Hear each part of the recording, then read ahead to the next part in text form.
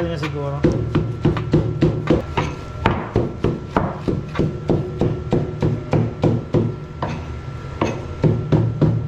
Ito, pang ulam.